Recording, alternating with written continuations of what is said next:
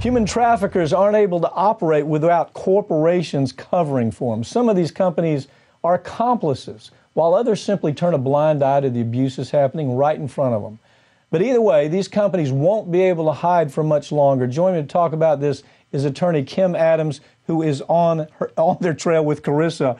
You know, Kim, I love what's happening with this lawsuit. I like the players, the experiences being brought to this national case.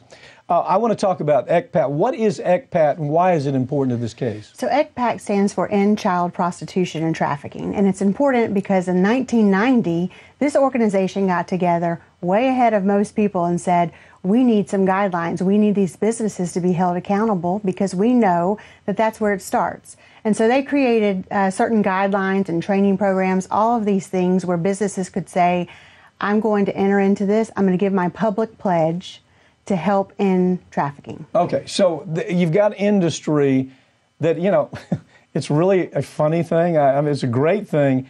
But since we filed this lawsuit, since you and Carissa filed the lawsuit up in New York, up in Ohio, it's almost like all of a sudden everybody's paying attention. That's right. You have the hotel industry. What's happening with the hotel industry? What are corporations doing right now? It's almost as if they've had a wake-up call. What is it? I think they've had a wake-up call. They're, again, pledging to make right on their promises to try to put a stop to trafficking. They're trying to let the public know we're doing training programs. We're going to let everyone know that trafficking doesn't exist in our hotels, something they should have been doing when they made that pledge 20 years ago and have not done. So I think we're seeing the public communication again, the hopefully not empty pledges, but what has been tried and true of empty pledges. And so I think that we're hopefully going to see some changes there. Let me tell you about empty pledges.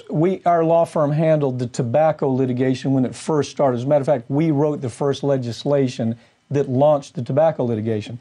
As soon as we did that, we had these ads coming out from the industry that made it look like they really care. That's right. Made it look like, oh man, we're all in. We're so sorry about what we've done. But they made billions and billions of dollars for decades, knowing exactly what they were doing. I don't see any difference here. No. I mean, God bless them. I'm glad the hotels are saying we can do better. If you go through an airport nowadays, everybody's talking about if you see trafficking. That didn't just happen. No. They understood they're a target. Matter of fact, Atlanta's a great example. You know, the trafficking takes place in Atlanta, right there at that hotel. People come from all over the world, converge in Atlanta, stay a few hours with trafficked individuals, and then go back home. That's right. So they've known this has been going on a long time. What are the claims, what are these claims that you're bringing, and who can bring these kinds of claims? You and Carissa are all out front on this. Right. So our claim is centered around the Trafficking Victim Protections Act. We've had this act for a long time. It's gone through a number of modifications. It's important, though, because it allows our survivors to finally have a voice against businesses and people who are benefiting financially from their trafficking. One of the common misconceptions by our survivors is that they feel like they've got to reopen this wound against their trafficker, and that's not what we're after here. We're following the money. We want to see real change, and we want our survivors to have a real voice against these businesses who, as you've already alluded to, have made millions and millions of dollars off of their suffering for years, and that's what we're doing. One thing that I see a difference here. I don't know that there's ever been a Carissa.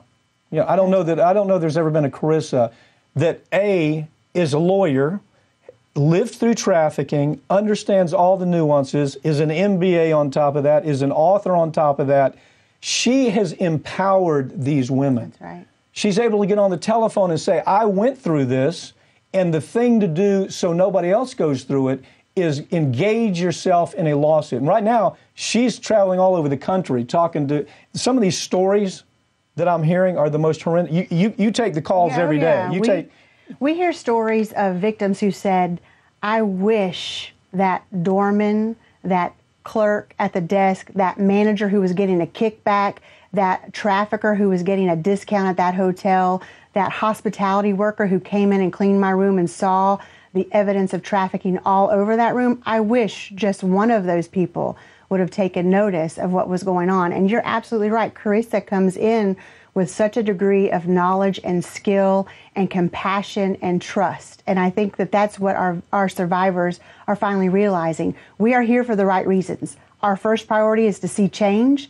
Our second priority is to make sure that the public's perception of these victims is no longer a victim-shaming world, that you hear them and you listen to them first, and then our survivors will tell you, last on their list is some kind of recovery for the years of pain and torture they went through. How do you ever, there's no way to get those years back. There's not. Okay, so give me quickly, what is your plan? Y'all have filed the first cases in the country. That's right. Up in Ohio. That's right. You've got, your goal is hotels, trucking industry. I mean, you go on. There's so many. Any industry that's benefited financially, any industry, any business that has benefited financially, knowing where they were getting their benefits from, that's our target. That's the industry that we're going after. Right now, we have many, many cases after the hospitality industry.